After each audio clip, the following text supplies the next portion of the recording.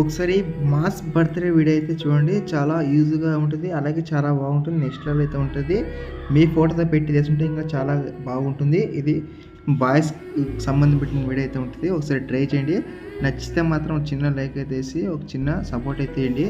ఎందుకంటే next video అయితే మీ ముందుకు రావాలంటే చిన్న సపోర్ట్ ఇచ్చేయండి. ఇప్పుడు ఆలోచించకుండా మీరు వీడియో అయితే చూడండి. వీడియో చూసిన తర్వాత వీడియోలోకి వెళ్ళి మాట్లాడుకుందాం. మళ్ళీ మొదలు పెడతాను స్క్రాచ్ నుంచి. రేపు డే 1 ఇక మొదలెడదాం.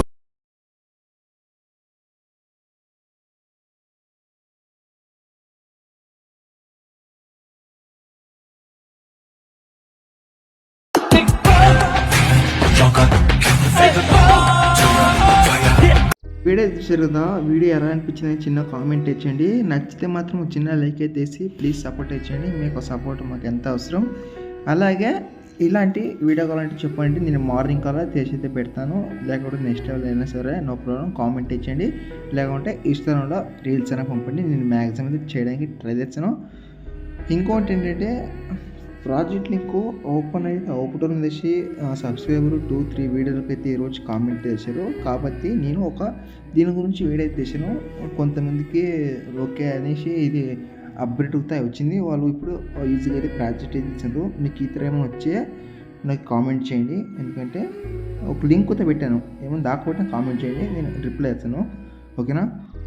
ఇప్పుడు ఎడిటింగ్ స్టార్ట్ చేయండి ఫ్రెండ్స్. ఇక్కడ ప్రాజెక్ట్ అయితే ఓపెన్ చేసుకుంటే మీకు ఇక్కడ ఈ రీతి అయితే ఉంటుంది. ఈ ఫాంట్ అనేది చాలా అవసరం. ఫాంట్ మిస్సింగ్ ఫాంట్ ఏమైనా ఉంటే యాడ్ చేసుకోండి. తర్వాత ఇక్కడ ఫాంట్ ఉంది కదా, ఈ ఫాంట్ సెట్ చేసి తర్వాత ఇక్కడ హ్యాపీ బర్త్డే ఇక్కడ ఒక చూస్తారు కదా గిరీష్ అని, దీన్ని తీసి ఎడిట్ టెక్స్ట్కి అంటే మీరు ఎవరు వీడియో పెట్టి ఎడిట్ చేసుకోవడం బర్త్డే వీడియో వాళ్ళకు నేమ్ అయితే యాడ్ చేసుకోండి.